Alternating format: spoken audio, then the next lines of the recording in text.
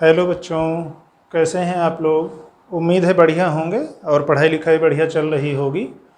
इसके पहले हम लोगों ने धारिता के बारे में बात की थी। ध्यान दीजिए, धारिता की परिभाषा में हम लोगों ने कहा था C बराबर डेल्टा क्यू बटे डेल्टा वी। विद्युत धारिता की अगर हम बात करें तो हमारे पास मान लो कोई चालक है या निकाय है, उसको हम उस पर हमने आवेश की मात्रा में कुछ परिवर्तन किया, उसके कारण उसके विभव में कुछ परिवर्तन हुआ, तो उस निकाय की विद्युत धारिता या उस वस्तु की या उस चालक की विद्युत धारिता दिए गए आवेश की मात्रा और उसके कारण हुए विभव में परिवर्तन के अनुपात के बराबर होती थी। फिर वहाँ से हम लोगों ने आगे देखा था कि धारिता का मात्रक फैरड होता है, और एक विलगित गोलीय चालक की धारिता हम लोगों ने इसके पहले पढ़ी थी। ध्यान दीजिए, विलगित चालक की गोलीय धारिता क्या थी? गोलीय चालक की धारिता 4 पाई एप्सिलॉन 0 r, या अगर ये निर्वात के लिए थी, और अगर मान लो माध्यम है तो हमारा 4 पाई एप्सिलॉन 0 इंटू के इंटू आर। और ध्यान दीजिए, हम लोगों ने एक सवाल लगाए थे ये देखने के लिए कि जैसे पृथ्वी का ही उदाहरण ले लें कि पृथ्वी को अगर एक चालक मान लेते, यानी 6400 किलोमीटर त्रिज्या का अगर आप गोला मानते पृथ्वी को, तो उसकी धारिता लगभग हमारी 711 माइक्रोफैरेड आई थी, यानी 711 गुणे 10 की घात -6 फैरेड। बहुत छोटा मान था ये धारिता का।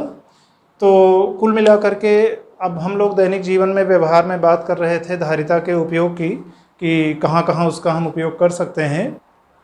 तो हम लोगों ने कहा था कि धारिता का मुख्य रूप से उपयोग परिपथों में हम करते हैं कि अचानक जो वोल्टेज में बदलाव आते हैं उनसे बचाव करता है उपकरणों की। और कैसे बचाव करता है?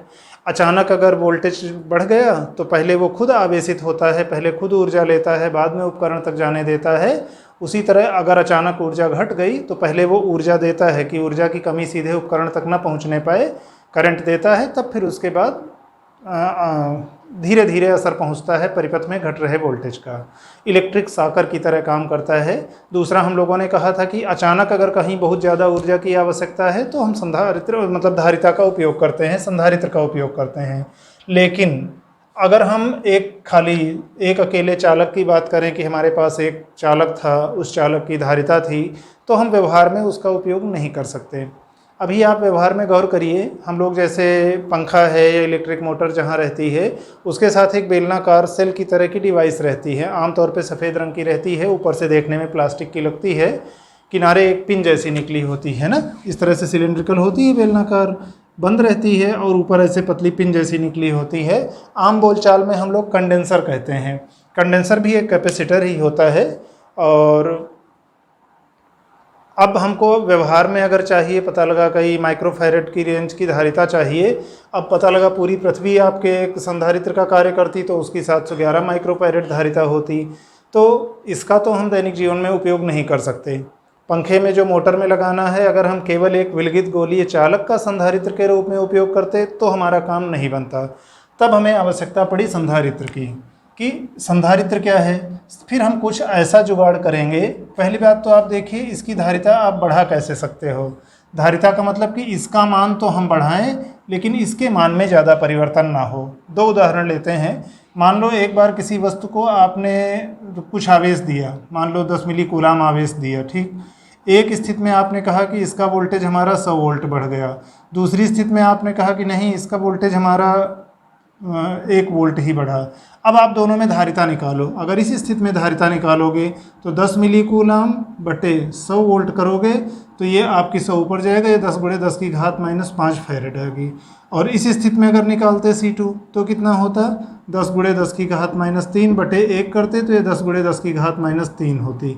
इसका मान डेल्टा V का मान जितना ही कम बढ़ेगा उतना ही इसकी धारिता बढ़ेगी। वैसे भी हम भिन्न में जानते हैं कि किसी भिन्न के मान में अगर हर का मान ज़्यादा ना बढ़े, मतलब हर का मान जितना ही बड़ा होगा भिन्न उतनी ही छोटी होगी। तो उद्देश्य हमारा क्या रहेगा कि हम आवेश तो दें पर उसका विभव बहुत न बढ़ने पाए। क्यों? एक दिक्कत आती है, एक शब्द है जैसे कोरोना डिस्चार्ज। बहुत डिटेल में हम लोग नहीं जाएंगे, बस इतना आप समझ लीजिए कि हम लोग जब परावैद्युत ध्रुवण पढ़ रहे थे तो वहाँ हम लोगों ने परावैद्युत भंजन की बात की थी कि आप किसी परावैद्युत के सिरे पर विद्युत क्षेत्र या वोल्टता बढ़ाते चले जाओ तो एक स्थिति ऐसी आती है कि उस परावैद्युत के अणुओं से कुछ मुक्त इलेक्ट्रॉन निकलने लगते हैं और वह परावैद्युत एक तरह से चालक की तरह व्यवहार करता है, उसका परावैद्युत व्यवहार नष्ट हो जाता है। कोरोना डिस्चार्ज का मतलब है किसी चालक पर आपने आवेश की मात्रा दी, उसके कारण विभव होगा। आप आवेश की मात्रा बढ़ाते जाओ, विभव का मान बढ़ता जाएगा।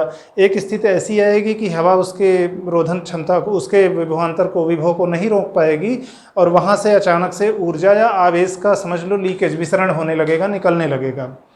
तो अभी फ़िलहाल हम फोकस करते हैं C बराबर डेल्टा क्यू बटे डेल्टा वी पे। हम अगर कुछ ऐसा करें कि इसका मान तो हम पर्याप्त बढ़ाएं लेकिन इसका मान ज़्यादा ना बढ़ने पाए, तो फिर हमारे धारिता का मान काफ़ी बढ़ जाएगा। ठीक, ये हमारा उद्देश्य है। संधारित्र में हम लोग क्या करते हैं, अब इस वाले संधारित्र के साथ अगर आप खाली एक विलगित गोलीय चालक कहो तो उसके साथ दो दिक्कतें थीं। पहला ये थी कि उसके लिए बहुत बड़े आकार की आपको आवश्यकता होती, ज़्यादा धारिता चाहिए तो आकार बहुत बड़ा करना पड़ता और हर बार वो व्यवहारिक रूप से संभव नहीं था। दूसरी ये दिक्कत थी कि वहाँ पर ऊर्जा बद्ध नहीं रहती थी, बद्ध ऊर्जा नहीं रहती थी। क्यों? मान लो कोई वस्तु है, आपने इसको आवेश दिया हुआ है, विद्युत क्षेत्र रेखाएं धनावेश कहो तो इससे ऐसे बाहर की ओर होंगी। ठीक, अब यहाँ जो भी ऊर्जा है, ऊर्जा जो हम लोगों ने 1/2 Q square upon C half C V square या हाफ क्यू इंटू वी के रूप में पढ़ा था, है ना, जो आवेशित चालक की ऊर्जा होती थी, ये ऊर्जा यहाँ बद्ध नहीं है। ये आप मान के चलो कि यहाँ से लेके और अनंत तक बिखरी हुई है। कोई भी इसके क्षेत्र में आएगा और इससे मांगेगा तो ये उसको ऊर्जा दे देगा। तो पता लगा, आप सोचे कि हम तो अच्छा संधारित्र के रूप में व्यवहार कर रहे हैं, इस पर कुछ ऊर्जा इकट्ठा रखे हैं, जब आपको ज़रूरत पड़ी किसी उपकरण को देने के लिए तो पता चला है ही नहीं। उसके पास गए तो खारे क्या बताएं, कोई दूसरा मांगने आ गया था, हमने उसको ऊर्जा दे दी। तो बद्ध ऊर्जा नहीं रहेगी, बाउंडेड एनर्जी नहीं रहेगी, विस्तार बहुत दूर तक है, उस वस्तु से लेकर अनंत तक है। तो इसलिए गोलीय संधारित्र सीधे एक सिंगल चालक की हम बात करें तो वो हमारे लिए उपयोगी नहीं साबित हुए। तब फिर हम लोगों ने फिर उसके बाद इनकी बात की, समांतर प्लेट संधारित्र की। समांतर प्लेट संधारित्र में क्या है, दोनों दोषों को हम लोग कम करने की कोशिश करेंगे। एक तो उनके थोड़ा छोटे आकार में ही हम पर्याप्त धारिता इकट्ठा कर सकेंगे, यानी बड़े आकार की आवश्यकता नहीं होगी। और दूसरा, वहाँ पर जो एक अकेले चालक में हमने कहा था कि बद्ध ऊर्जा नहीं रहती है, मुक्त रहती है, वहाँ पर क्या रहेगा, बद्ध ऊर्जा रहेगी। तो इन दो गुणों का उपयोग करते हुए फिर हम लोग समांतर प्लेट संधारित्र पर आएंगे। नाम पर आप गौर करो तो समांतर प्लेट संधारित्र का मतलब एक ऐसा संधारित्र जिसमें प्लेटें एक दूसरे के समांतर हैं। हाँ, चित्र में हम लोग भले बनाते हैं ज़्यादातर, तो कई बार दिखाएंगे कि ठीक है ये हमारी इस तरह की, मान लो ये दो प्लेटें हैं एक दूसरे के समांतर रखी हैं, तो हमेशा इनका पर आयताकार या वर्गाकार होना ही जरूरी नहीं है। ये वाली एक वृत्ताकार है, दो वृत्ताकार प्लेटें आपने अगल बगल में रख ली, वो भी समांतर प्लेट संधारित्र का कार्य करेंगी। कुल मिला के दो समतल चालक प्लेटें अगर आपने कुछ दूरी पर रख ली हैं तो वह समांतर प्लेट संधारित्र की तरह व्यवहार करेंगी।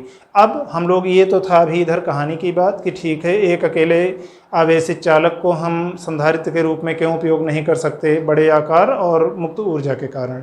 फिर उसका समाधान ये कि संधारित्र और उसमें भी समांतर प्लेट संधारित्र। तो संधारित्र का मतलब, संधारित्र प्रायः हम ये कह सकते हैं कि उद्देश्य हमारा क्या है, या आप उसे संधारित्र का सिद्धांत भी कह सकते हो कि संधारित्र का सिद्धांत ये है कि किसी चालक का आकार बदले बिना अगर उस पर आप ऊर्जा या आवेश की ज़्यादा मात्रा संचित कर सको तो जिस जुगाड़ का आप उपयोग करोगे उस युक्ति को, उसको हम लोग संधारित्र कहेंगे। और इसमें हम लोग क्या करते हैं, प्रायः एक आवेशित चालक के समीप विपरीत प्रकार के आवेश से आवेशित चालक रख देते हैं दूसरा, और वो निकाय, एक प्लस क्यू आवेश एक माइनस क्यू आवेश वाली प्लेट, वो एक संधारित्र का कार्य करती है। तो अब हम लोग लिखने वाले पर आते हैं, बाकी लिखने के साथ साथ समझते रहेंगे। अब हम लोग देखते हैं संधारित्र, एक बार उसकी परिभाषा देख लेते हैं। तो संधारित्र क्या है, कैपेसिटर कहते हैं, आम बोलचाल में कंडेंसर कहते हैं, पर हम लोग विषय में कैपेसिटर ही कहेंगे। संधारित्र एक ऐसा समायोजन या युक्ति है जिसमें चालक के आकार में परिवर्तन किए बिना उस पर आवेश व ऊर्जा की पर्याप्त अधिक मात्रा संचित की जा सकती है। यह प्रायः समीप स्थित दो चालकों से मिलकर बना निकाय होता है, जिसमें विद्युत रोधी माध्यम से पृथक्कृत ये चालक समान परिमाण व विपरीत प्रकार के आवेश से आवेशित होते हैं। कितनी चीज़ें हम लोगों ने कही हैं। पहली बात तो एक ऐसा समायोजन, एडजस्टमेंट या युक्ति, डिवाइस, सिस्टम, जुगाड़ है जिसमें हम ये कोशिश करते हैं कि चालक का आकार भी हमको ना बदलना पड़े और उसकी धारिता हम काफ़ी बढ़ा सकें। क्योंकि अगर हम एक अकेले चालक की बात करें तो उसकी धारिता के लिए अभी विलगित गोलीय चालक का हम लोगों ने उदाहरण लिया था, वहाँ देखा था कि त्रिज्या बढ़ाएंगे तभी धारिता बढ़ेगी। तो यहाँ हम कोशिश ये करेंगे, कुछ ऐसा सिस्टम करेंगे, जुगाड़ या समायोजन करेंगे कि आकार भी बहुत ना बढ़ाना पड़े और धारिता भी काफ़ी बढ़ जाए। और करेंगे इसको कैसा? यह प्रायः समीप स्थित दो चालकों से मिलकर बना निकाय होता है, जो पहली बात तो यह है कि विद्युत रोधी माध्यम से पृथक्कृत रहते हैं, यानी उनके बीच का माध्यम परावैद्युत है, चालक नहीं है। चालक हो जाएगा तो चालक और दोनों चालक वस्तुएं जुड़ करके फिर वो पूरा एक चालक बन जाएगा। तो एक चालक वस्तु, दूसरी चालक वस्तु, बीच में पृथक्कृत जो अलग किए गए हैं जिनसे, वो एक हमारा विद्युत रोधी माध्यम है, कुचालक माध्यम है, परावैद्युत है। और अनिवार्य तो नहीं है लेकिन फिर भी ज़्यादातर ऐसा होता है कि इन पर जो आवेश की मात्राएं होती हैं वो समान होती हैं और चिन्ह उनके विपरीत होते हैं, यानी एक पर अगर प्लस क्यू आवेश है तो दूसरे पर माइनस क्यू आवेश है। सरलता के लिए हम एक ऐसी स्थिति देख सकते हैं, ये एक समांतर प्लेट संधारित्र का समझ लो चित्र है। ये एक प्लेट, ये दूसरी प्लेट, ये एक चालक प्लेट है, ये दूसरी चालक प्लेट है और इनके बीच का माध्यम विद्युत रोधी रहेगा। ध्यान रखना, ये परावैद्युत माध्यम रहेगा ना, यहाँ पर बीच में ये आपका विद्युत रोधी माध्यम है, चालक नहीं होना है इसको, या परावैद्युत आप कह सकते हो। निर्वात इसकी जगह रहेगा तो निर्वात भी परावैद्युत की तरह ही व्यवहार करेगा, कुचालक की ही तरह ही। और इसमें हम प्रायः वास्तव में करते क्या है, एक प्लेट को स्रोत से जोड़ करके उस पर कुछ आवेश देते हैं। मान लो हमने उसे प्लस की आवेश दिया, फिर इसके वजह से, इसके प्लस की आवेश की वजह से ये दूसरे वाली प्लेट चालक है, इसकी आंतरिक सतह पर माइनस क्यू आवेश प्रेरित होगा और अलग से कहीं नहीं आएगा। अब इस प्लेट का अगर इलेक्ट्रॉन यहाँ से भाग के इधर आ गया है तो इधर उतनी कमी महसूस होगी इलेक्ट्रॉनों की, यानी इस सिरे पर प्लस क्यू आवेश रहेगा। लेकिन अगर इसको हम ग्राउंडेड कर दें, ज़मीन से जोड़ दें, ये इस तरह जो प्रतीक बनाते हैं, बड़ी लाइन फिर उससे छोटी फिर उससे छोटी, वो प्रतीक है कि हमने उस सिरे को भू संपर्कित कर दिया है, ज़मीन से जोड़ दिया है, ग्राउंडेड कर दिया है। कभी कभी वहाँ जी लिखा रहता है। जब ज़मीन से जोड़ देंगे तो इस सिरे पर जहाँ इलेक्ट्रॉनों की आभासी कमी महसूस हो रही थी, ज़मीन से इलेक्ट्रॉन इधर चले आएंगे और चले आएंगे तो ये जो आवेश हमारे बने थे इनका अस्तित्व समाप्त हो जाएगा, यानी समझ लो उस सिरे पर फिर से सामान्य हो जाएगी स्थिति। और एक तरह से हमने बिना इसको अतिरिक्त आवेश दिए ही कृत्रिम कमी दिखा करके ज़मीन से इलेक्ट्रॉन ले लिए थे। तो फिलहाल प्रेरण के कारण इस प्लेट की आंतरिक सतह ऋणावेशित हो जाएगी और जो प्लेट की बाहरी सतह ग्राउंडेड है उस पर कोई आवेश परिणामी नहीं रहेगा। ठीक, ये और प्रतीक कैसे बनाते हैं? आमतौर पे देखो, सेल का जब हम लोग प्रतीक बनाते थे तो सेल में एक बड़ी लाइन बनाते हैं, एक छोटी बनाते हैं। छोटी वाली किताब में आमतौर पे मोटी रहती है, बड़ी वाला प्लस इलेक्ट्रोड होता है, छोटा वाला माइनस इलेक्ट्रोड होता है। सेल के से धारा प्लस इलेक्ट्रोड से बाहर निकलती है। तो सेल के प्रतीक में दो लाइनें बनाते हैं, समांतर दो लाइनें, एक बड़ी एक छोटी। संधारित्र के प्रतीक में दोनों बराबर नाप की लाइनें रहती हैं, ये जितनी बड़ी ये भी उतनी बड़ी। ठीक, और अगर इस तरह कुछ नहीं बना है तो नियत धारिता है कैपेसिटेंस, और बीच में अगर इस तरह एक एरो टाइप में लगा होता है, समझ लो इसकी धारिता को आप घटा बढ़ा सकते हो, तो ये परिवर्ती धारिता को व्यक्त करने वाला संधारित्र का प्रतीक होता है। अब इसके बाद हम लोग आते हैं समांतर प्लेट संधारित्र पे। ये तो संधारित्र की सामान्य परिभाषा हो गई। और संधारित्र का सिद्धांत क्या है, अभी इसके बाद लिख लेते हैं एक लाइन, C बराबर Q बटे डेल्टा V। आप यहाँ डेल्टा क्यू भी कह सकते हो, पर चूंकि एक प्लेट पर प्लस क्यू आवेश दूसरे पर माइनस क्यू आवेश, अभी डेल्टा क्यू का मतलब पहले आवेश नहीं था और अब क्यू आवेश है, तो संधारित्र के लिए आप ये समझो। तो हमारा टारगेट क्या होगा कि हम डेल्टा वी को कम से कम रख सकें। तो संधारित्र का सिद्धांत थोड़ा सा देख लेते हैं, उसके बाद फिर समांतर प्लेट संधारित्र और उसकी धारिता के बारे में। अभी हम लोग संधारित्र का सिद्धांत देख लेते हैं। प्रिंसिपल ऑफ कैपेसिटर, जब किसी आवेशित चालक के समीप विपरीत प्रकार से आवेशित दूसरा चालक रख दिया जाता है तो इनके मध्य के स्थान में वैद्युत विभव काफ़ी कम हो जाता है। अब आवेश डेल्टा क्यू देने पर विभव में परिवर्तन डेल्टा वी काफ़ी कम हो जाने से वैद्युत धारिता कैपिटल सी काफ़ी बढ़ जाती है। क्यों? क्योंकि C बराबर डेल्टा क्यू बटे डेल्टा वी में डेल्टा क्यू की समान मात्रा के लिए, यानी डेल्टा क्यू अगर नियत है तो C प्रोपोर्शनल टू 1/V, ये इसे संधारित्र का सिद्धांत कह सकते हैं। और इसमें बल्कि एक ध्यान रखना है, तो इससे क्या होगा, अब चालक के आकार में परिवर्तन किए बिना उस पर उसकी धारिता काफ़ी बढ़ाई जा सकती है।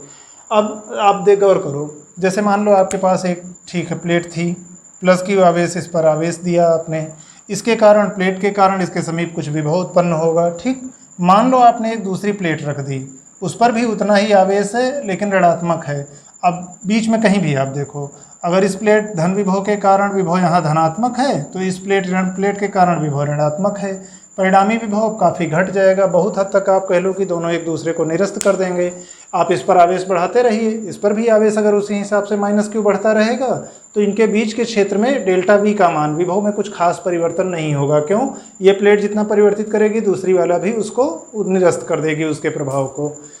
तो इसका मतलब बिना हम आकार बदले ही अब इस पर पर्याप्त मात्रा आवेश की संचित कर सकते हैं। यानी आप दो परिस्थितियों की बात करो, एक बार आप कहो कि ये प्लेट थी और एक बार कहो कि ये प्लेट नहीं थी, तो इस बार हमारा परिणामी विभव जो भी है, मान लो डेल्टा वी है, यहाँ पर डेल्टा क्यू आवेश की मात्रा में परिवर्तन किए, और इस स्थिति में जब आपने प्लेट रखा है तब हमारा डेल्टा वी क्या है, लगभग 0 हो जाएगा। एग्जैक्ट 0 तो नहीं होगा, लेकिन तो ये संधारित्र का सिद्धांत है कि बिना चालक के आकार को बदले अगर आप उसकी विभव का मान चाहते हो कि कम बदले आवेश देने पर, तो ऐसा करेंगे कि विपरीत प्रकार से आवेशित एक दूसरा चालक उसके सामने रख देंगे। हाँ, सरलता की स्थिति में अभी हम लोगों को यही देखना है कि दोनों पर आवेश की मात्राएं समान हो, पर यह अनिवार्य नहीं है। हो सकता है दोनों चालकों पर आवेश की भिन्न भिन्न मात्राएं हों, तो भी हम लोग आगे देख सकते हैं। थोड़ा जटिल परिस्थिति होती है। मान लो एक पर Q1 आवेश है, दूसरे पर Q2 आवेश है, मान लो दोनों धन आवेश ही हैं, तो अंदर की प्लेटों पर अभी भी समान आवेश होते हैं और विपरीत चिन्ह के होते हैं, और बाहर भी यहाँ ये भी समान आवेश होते हैं, विपरीत चिन्ह के होते हैं। अंदर ये Q1 माइनस Q2/2 होता है, इस पर अगर प्लस होगा तो इस पर माइनस हो जाएगा, और बाहर Q1 प्लस Q2/2 होता है, यहाँ भी और यहाँ भी। ठीक, तो फिलहाल ये स्थिति हम लोगों को अभी नहीं बहुत गौर करनी है। अभी बस खाली इतना ध्यान रखें कि संधारित्र में ज़रूरी नहीं है कि दोनों प्लेटों पर आमने सामने बराबर आवेश की मात्राएं हों। अगर आप दो चालक प्लेटें रखते हो, एक दूसरे के आसपास रखते हो, तो भले ही उन पर आवेश की मात्राएं अलग अलग हों, लेकिन कई बार प्रेरण के कारण आवेश इस तरह से अपना अंदर की सतह और बाहर की सतह पर इस तरह से आवेश का बंटवारा कर लेंगे कि अंदर की सतहों पर दोनों पर बराबर और विपरीत प्रकृति के आवेश होंगे, और बाहर वाली प्लेटों पर भी बराबर परिमाण के आवेश होंगे। तो कुल मिला के हमें संधारित्र के लिए प्लेट के आंतरिक हिस्सों पर गौर करना है। तो वहाँ अभी भी हमारे संधारित्र की प्लस क्यू और माइनस क्यू की शर्त पूरी होगी, भले ही उन दोनों चालक प्लेटों पर आवेश की मात्राएं भिन्न हों। पर उस जटिल स्थिति में हमें नहीं जाना है, हमें अभी बस सिंपल से ये ध्यान रखना है कि एक चालक पर प्लस क्यू आवेश, उसके सामने दूसरा माइनस क्यू आवेश वाला चालक रख दें, तो इस समायोजन में हम धारिता का मान काफ़ी बढ़ा सकते हैं। बस अभी केवल उतना ही। अब थोड़ा सा समांतर प्लेट संधारित्र के बारे में देख लेते हैं, फिर हम लोग आते हैं समांतर प्लेट संधारित्र पे। पैरेलल प्लेट कैपेसिटर, एक बार जो लिखा है उसको देख लेते हैं। जिस संधारित्र में समान परिमाण व विपरीत प्रकृति यानी चिन्ह के आवेश से आवेशित दो समतल चालक प्लेटें परस्पर समांतर व अल्प दूरी पर रखी होती हैं, वह समांतर प्लेट संधारित्र कहलाता है। क्या क्या चीज़ें हैं? हम लोगों ने इसके पहले कहा था कि संधारित्र का मतलब दो ऐसे चालक जो आसपास रखे हों और जिन पर आवेश की मात्राएं तो समान हों लेकिन चिन्ह विपरीत हों। ठीक, आप नाम के शाब्दिक अर्थ पर गौर करो। एक ऐसा संधारित्र जिसमें प्लेटें एक दूसरे के समांतर हैं, और अगर आप चाहते हो कि समांतर रहें तो दोनों का समतल होना जरूरी है। अगर टेढ़ी मेढ़ी हो, मान लो एक प्लेट आपकी ऐसी है, दूसरी प्लेट ऐसी है, तो आप कैसे इसको समांतर रख सकते हो? एक हिस्सा समांतर करोगे तो दूसरे की दूरी बदल जाएगी। तो लेकिन अगर इस तरह समतल प्लेटें हैं तो उनको समांतर रखना आसान है। मान लो समांतर आप नहीं रखे हो, ऐसे रखे हो, तो उसको घुमा करके समांतर रख सकते हो। तो इसलिए रहेगा क्या क्या, एक तो संधारित्र है, संधारित्र का मतलब दो चालक प्लेटें आसपास होंगी, आवेश की मात्राएं समान परिमाण हों और चिन्ह विपरीत हों, एक प्लस क्यू तो दूसरा माइनस क्यू, से आवेशित दो समतल हों और चालक प्लेटें हों, इस पर ध्यान रखना। और रखी कैसे हों? समांतर रखी हों और अल्प दूरी पर रखी हों। तो जो हमारा सिस्टम बनेगा वो होगा समांतर प्लेट संधारित्र। यहाँ एक बार फिर से ध्यान दिला दें, प्लेटों का हमेशा आयताकार या वर्गाकार होना अनिवार्य नहीं है, वृत्ताकार चक्ति के रूप में भी हो सकती हैं। बस दो चीज़ें हैं, समतल प्लेट हो, समतल सतह हो, और चालक सतह, चालक प्लेटें हों। फिर इसके बाद हम लोग समांतर प्लेट संधारित्र की धारिता के लिए सूत्र निकालेंगे। ध्यान रखिएगा, जब भी हमको धारिता का सूत्र निकालना है हम कोशिश करेंगे ये निकालने की कि अगर C बराबर डेल्टा Q बटे डेल्टा V या Q बटे डेल्टा V, मान लो यहाँ इस स्थिति में कह लें, या Q बटे V निकाल सकें, यानी कि आवेश देने पर या आवेश की मात्रा में परिवर्तन करने पर कितना विभव परिवर्तित हुआ है, तो हम धारिता निकाल सकेंगे। समांतर प्लेट संधारित्र में क्या है, एक बार रफ में थोड़ा सा देख लेते हैं, फिर दोबारा फेयर कर लेते हैं। ये दो प्लेटें हो गई, एक पर प्लस Q आवेश है, दूसरे पर माइनस Q आवेश है, ठीक। और ये प्लेटों के बीच की दूरी अगर बहुत छोटी है, कम है, प्लेटों का क्षेत्रफल मान लो एरिया दोनों का बराबर है। अच्छा, ये भी जैसे हमने आवेश के लिए कहा था कि दोनों आवेशों का बराबर होना अनिवार्य नहीं है, वैसे ये भी सही है कि दोनों प्लेटों का क्षेत्रफल भी बराबर होना अनिवार्य नहीं है। अगर बराबर नहीं है, एक थोड़ा ऐसे है एक थोड़ा ऐसे है, मान लो ए ही क्षेत्रफल है लेकिन पूरी तरह से एक दूसरे के आमने सामने नहीं रखी हैं, तो केवल इतना हिस्सा जो एक दूसरे के सामने कॉमन है ये संधारित्र के रूप में कार्य करेगा, और ये प्लेट समांतर प्लेट संधारित्र की तरह नहीं कार्य करेगी। लेकिन अभी सरलता की स्थिति में हमको ध्यान ये रखना है कि समान आकार की हैं, दो समतल चालक प्लेटें हैं, दोनों एक दूसरे के जस्ट आमने सामने रखी हैं, एक पर प्लस Q आवेश है तो दूसरे पर माइनस Q आवेश है। और जब पहले इन पर आवेश नहीं था तो कोई विभव नहीं था, अब जब हमने आवेश दे दिया है तो अब हम निकालना चाहेंगे कि इनके बीच में या विभव क्या होगा, इनके पास पड़ोस के परिवेश में विभव क्या होगा। आप देखिए, पहले तो हम लोग विद्युत क्षेत्र की तीव्रता निकाल सकते हैं। पहले विद्युत क्षेत्र की तीव्रता निकालते हैं, फिर हमें पता है कि अगर डेल्टा R दूरी पर दो बिंदुओं के कैपिटल E अगर विद्युत क्षेत्र की तीव्रता है तो इसका परिमाण इतना होगा। क्यों, हम लोगों ने पढ़ा था ना, dV बटे dr बराबर माइनस E। या परिमाण की बात करें, विभव प्रवणता का ऋणात्मक मान विद्युत क्षेत्र की तीव्रता के बराबर, तो यही dV की जगह डेल्टा V कर लो बड़े अंतराल के लिए, यानी ये चीज़ बराबर हो जाएगी डेल्टा V बटे डेल्टा R के। तो यहाँ से डेल्टा V बराबर या डेल्टा V का परिमाण बराबर E इंटू डेल्टा R। हम अगर E निकाल सकें और डेल्टा R पता हो तो डेल्टा V निकाल लेंगे। यानी अगर इन प्लेटों के बीच में हमें विद्युत क्षेत्र की तीव्रता पता हो कि कहाँ से कहाँ है और ये दूरी पता है तो E इंटू D कर देंगे तो इन प्लेटों के बीच का विभवांतर मिल जाएगा। फिर हम लोगों ने इसके पहले विद्युत क्षेत्र, जब गॉस की प्रमेय पढ़ रहे थे तो वहाँ हम लोगों ने पढ़ा था कि अनंत विस्तार की अगर आपके पास एक चालक प्लेट है तो उस चालक प्लेट के समीप किसी बिंदु पर कितना विद्युत क्षेत्र उत्पन्न होगा। दो स्थितियाँ हम लोगों ने देखी थी। एक अगर चालक प्लेट है तो चालक प्लेट के निकट, अगर हमारे अनंत विस्तार की चालक प्लेट है तो उसके निकट विद्युत क्षेत्र की तीव्रता सिग्मा बटे एप्सिलॉन 0 होती थी, और अगर अचालक प्लेट थी तो उसके निकट सिग्मा बटे 2 एप्सिलॉन 0 होती थी। सिग्मा क्या था, सिग्मा था Q बटे A। Q है मतलब सिग्मा आवेश का पृष्ठ घनत्व है, यानी उस पृष्ठ को दिए गए आवेश की मात्रा और उसके क्षेत्रफल के अनुपात के बराबर। यहाँ हमें Q पता है, A पता है, तो हम सिग्मा निकाल सकते हैं। और अगर प्लेटों के बीच की दूरी की तुलना में प्लेटों का क्षेत्रफल काफ़ी बड़ा है, आप कह लो कि D के मान की तुलना में A काफ़ी बड़ा है, या चूंकि ये एरिया है, ये डिस्टेंस है, तो आप D स्क्वायर कह लो कि D स्क्वायर की तुलना में अगर A का मान काफ़ी बड़ा है तो हम इसको फिर अनंत विस्तार की प्लेट मान सकते हैं। और इसके समीप विद्युत क्षेत्र की तीव्रता चाहे इधर देखें चाहे इधर देखें, वो हम चालक प्लेट है तो सिग्मा बटे एप्सिलॉन 0 मान सकते हैं। अब इस प्लेट में आप गौर करिए, इधर की तरफ विद्युत क्षेत्र की तीव्रता कहीं देखेंगे तो सिग्मा बटे एप्सिलॉन 0 होगी, और दिशा क्या होगी, ये धन प्लेट है इसके कारण इधर की ओर होगी। ये वाली ऋण प्लेट है। अच्छा, जब इसकी दूरी बहुत ज़्यादा नहीं है तो जैसे ये बिंदु प्लस Q प्लेट के काफ़ी नज़दीक है, माइनस Q प्लेट से भी कोई बहुत ज़्यादा दूरी उसकी नहीं है, यानी तब उसको हम मान सकते हैं कि ये तब इस प्लेट के लिए भी ये निकट बिंदु का काम करेगा, तो यहाँ विद्युत क्षेत्र की तीव्रता भी सिग्मा बटे एप्सिलॉन 0 होगी। लेकिन ये ऋण प्लेट है ना, इसकी दिशा इधर की ओर होगी। अब यहाँ कहीं परिणामी आप देखोगे तो धन प्लेट के कारण जो क्षेत्र इधर, ऋण प्लेट के कारण इधर, टोटल कट गया, कैंसिल हो गया, 0 हो गया। इसी प्रकार इधर की तरफ देखें तो इस ऋण प्लेट के कारण जो भी हमारा सिग्मा बटे एप्सिलॉन 0 होगा उसकी दिशा इधर, क्योंकि ऋणावेशित प्लेट है अपनी ओर रखेगी, धनावेश को जिधर आकर्षित करेगी। इस धन प्लेट के कारण इधर का बिंदु भी निकट के बिंदु की तरह काम करेगा, तो इस धन प्लेट के कारण विद्युत क्षेत्र की दिशा इधर, कुल मिला के दोनों काट देंगे। तो इस तरह से ना तो इधर ना तो इधर, इन दो तरफ हमारे परिणामी क्षेत्र की तीव्रता शून्य होगी। कई किताबों में देख रहा था मैं कि सीधे इस प्लेट के समीप बीच के क्षेत्र में विद्युत क्षेत्र की तीव्रता में सिग्मा बटे 2 एप्सिलॉन 0 लिख दिया गया था कि अच्छा इसके कारण सिग्मा बटे 2 एप्सिलॉन 0 इधर, इसके कारण सिग्मा बटे 2 एप्सिलॉन 0 इधर, दोनों जुड़ गए, इसलिए उसके अंदर बीच में परिणामी सिग्मा बटे एप्सिलॉन 0।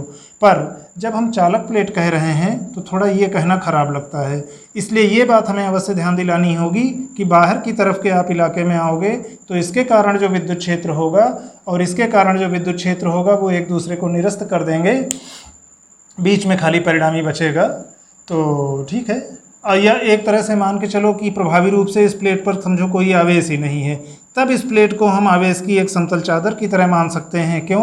बाहर के पृष्ठ का जो आवेश था जब उसका कोई प्रभाव नहीं है, या समतल चालक प्लेट अगर ऐसे होती हम उसको दो हिस्सों में बांट लेते, इधर आवेश और इधर आवेश, तो इधर वाला जब कैंसिल हो गया तब हमारा बीच का बचा और तब परिणामी विद्युत क्षेत्र की तीव्रता हमारी सिग्मा बटे एप्सिलॉन 0। तो इस तरह से हम लोग देख लेंगे। खैर, तो अब यहाँ से हमको जब सिग्मा बटे एप्सिलॉन 0 दो बार ये जुड़ेगा, परिणामी विद्युत क्षेत्र कितना हो गया? सिग्मा बटे एप्सिलॉन 0। सिग्मा का मान क्यू बटा ए रख देंगे तो क्यू बटा ए बटे एप्सिलॉन 0, यानी क्यू बटे ए एप्सिलॉन नॉट। ये क्या है? विभवांतर है, सॉरी, ये विद्युत क्षेत्र की तीव्रता है। और विभवांतर निकालना चाहो तो दूरी से आप गुणा कर देना उसी में बीच में ना। फिर यहाँ से हम क्या करेंगे? क्यू बटे वी निकालने की कोशिश करेंगे। वी को आप इधर ले आओ तो ये इधर आ जाएगा, तो एप्सिलॉन 0 ए अपॉन डी जो बचेगा ये हमारा होगा क्यू बटे वी, और यही होगा धारिता की परिभाषा से कैपिटल सी। तो और वो होगी समांतर प्लेट संधारित्र की धारिता। तो एक बार इसको थोड़ा सा नोट कर लेते हैं। तो समांतर प्लेट संधारित्र की धारिता, अब हम लोग समांतर प्लेट संधारित्र की धारिता के लिए सूत्र देखते हैं। तो माना कैपिटल ए पृष्ठीय क्षेत्रफल की दो समतल चालक प्लेटें स्मॉल डी दूरी पर परस्पर समांतर रखी हैं।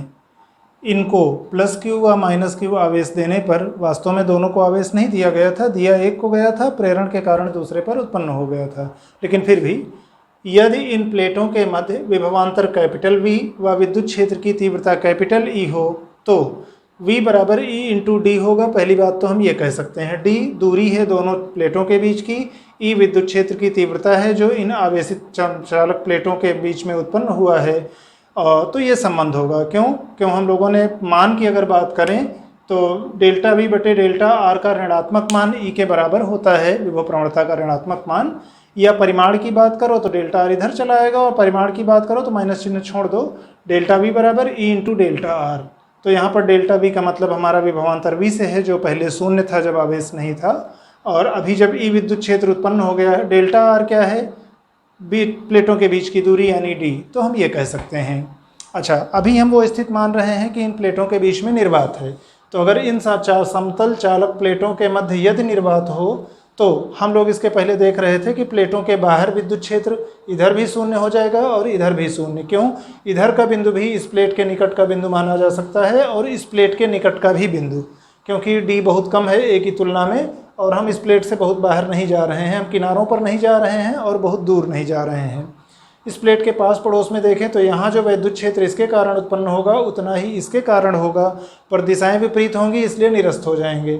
वही घटना यहाँ होगी, जितना विद्युत क्षेत्र इस ऋणावेशित प्लेट के कारण उत्पन्न होगा उतना ही इस धनावेशित प्लेट के कारण उत्पन्न होगा, और परिमाण समान दिशा विपरीत होने के कारण निरस्त। बीच में केवल बचेगा और परिणामी हमारा क्या आएगा? प्लस क्यू आवेश से माइनस क्यू आवेश वाली प्लेट की ओर सिग्मा बटे एप्सिलॉन 0 विद्युत क्षेत्र निर्वात होने पर।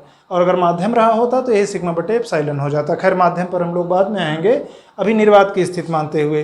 तो यहाँ तक हम लोग पहुँच गए कि E बराबर सिग्मा बटे एप्सिलॉन 0 होगा परिणामी विद्युत क्षेत्र प्लेटों के बीच में। क्यों? और दिशा हमारी प्लस क्यू प्लेट से माइनस क्यू प्लेट की ओर होगी। शर्त यह है कि डी का मान ए की तुलना में बहुत कम है, या अगर आप समान कोटि उसमें बात करो कि ये एरिया है, ये डिस्टेंस है, तो आप कह लो कि डी स्क्वायर का मान ए की तुलना में बहुत ही कम होगा। तो अनंत विस्तार की इसको प्लेट मान सकते हैं। अब हम लोग थोड़ा गणित का काम करेंगे। ई का मान इसमें रखेंगे तो हमें वी का मान मिलेगा, फिर सिग्मा का मान, और फिर इस तरह से धारिता तक पहुँचते हैं। अब हम लोग जो ई का मान मिला है सिग्मा बटे एप्सिलॉन 0, उसको हम रख देंगे समीकरण 1 में, जहां हम लोगों ने लिखा था V बराबर E इंटू डी। तो E का मान जब सिग्मा बटे एप्सिलॉन 0 रखेंगे तो ये मिल जाएगा। और सिग्मा क्या है? आवेश का पृष्ठ घनत्व है जो प्लेट पर उत्पन्न हुआ होगा। प्लेट ए क्षेत्रफल है, Q हमने आवेश दिया है, तो Q बटे ए हो जाएगा आवेश का पृष्ठ घनत्व। सिग्मा की जगह हमने Q बटे ए रख दिया बटे एप्सिलॉन 0 इंटू डी। अब इस ए को आप बटा में ले आएंगे तो क्यू बटा ए नीचे लिखेंगे तो ऐसे क्यू बटे ए एप्सिलॉन 0 और डी ऊपर गुणा में है लिख सकते हैं। यहाँ से आप देखिए क्यू को मान लो इधर रहने दो, वी को इधर लेके आओ तो क्यू बटा वी और बाकी राशियों को उधर लेके चले आओ तो एप्सिलॉन 0 ए ऊपर आ जाएगा, डी नीचे आ जाएगा। फिर पहले जब प्लेट पर कोई आवेश की मात्रा नहीं थी तो प्लेटों के बीच कोई विद्युत क्षेत्र नहीं था और कोई विभव नहीं था। बाद में जब हमने क्यू आवेश दिया है, अभी एक पर प्लस क्यू दूसरे पर माइनस क्यू है, परिमाण की बात करें तो क्यू आवेश, तो क्यू आवेश देने पर अगर वी विभव, विभव क्या वास्तव में ये विभवांतर है, ध्यान रखना ये प्लेटों के बीच का विभवांतर है, तो चाहे तो बल्कि लिख ही लो, वैसे आम बोलचाल में विभवांतर उत्पन्न हो तो धारिता कैपिटल सी की परिभाषा में हम लोगों ने कहा था कि C बराबर डेल्टा क्यू बटे डेल्टा वी। यहाँ पर डेल्टा क्यू क्या है, क्यू के बराबर है, पहले 0 आवेश बाद में क्यू। डेल्टा वी क्या है, वी के बराबर है जो अब विभव है प्लेटों के बीच में विभवांतर। अब यानी क्यू बटा वी की जगह आप C रख दोगे तो ये हो जाएगा C बराबर एप्सिलॉन 0 ए अपॉन डी, और यही समांतर प्लेट संधारित्र की धारिता का सूत्र है जब निर्वात है प्लेटों के बीच में। ए यहाँ फिर से ध्यान दिला दें, ए क्षेत्रफल है, प्लेटों की संपर्क सतह का क्षेत्रफल है और प्लेटें पूरी तरह से एक दूसरे के आमने सामने रखी गई हैं। डी प्लेटों के बीच की दूरी है और यहाँ से एप्सिलॉन 0 चूँकि माध्यम की विद्युत निर्वात की विद्युतशीलता है तो वो नियतांक मान के चलो ए और डी पर निर्भर करेगा सी का मान। और यहाँ से आप देखो ए का मान जितना ही ज़्यादा आप बढ़ाओगे सी का मान उतना ही बढ़ेगा, यानी प्लेटों का क्षेत्रफल जितना ही बड़ा होगा, प्लेटें जितनी ही बड़ी होंगी, धारिता उतनी ही ज़्यादा होगी, C proportional to capital A। और D का मान जितना ही आप कम करोगे उतना धारिता बढ़ेगी, क्योंकि ये हर में है, छोटी संख्या से भाग दो बड़ा उत्तर। तो यानी C 1/D के अनुक्रमानुपाती है या C D के व्युत्क्रमानुपाती है, यानी प्लेट के बीच धारिता, समांतर प्लेट संधारित्र की धारिता प्लेटों के बीच की दूरी के व्युत्क्रमानुपाती होती है और प्लेटों के क्षेत्रफल के अनुक्रमानुपाती होती है। आगे हम लोग देखेंगे माध्यम पर निर्भरता की बात, तो माध्यम के परावैद्युतांक के अनुक्रमानुपाती होती है, यानी परावैद्युतांक बढ़ने पर C का मान बढ़ेगा। फिलहाल आज के लिए इतना ही। इसके बाद हम लोग पहले कुछ आंकिक प्रश्न इस पर देखेंगे समांतर प्लेट संधारित्र की धारिता पर, तब उसके बाद फिर आगे देखते हैं कि माध्यम होने पर क्या प्रभाव पड़ेगा धारिता पर। तो आज के लिए इतना ही, बाकी आप लोग तबीयत का ध्यान रखते हुए पढ़ाई लिखाई करते रहिए। धन्यवाद।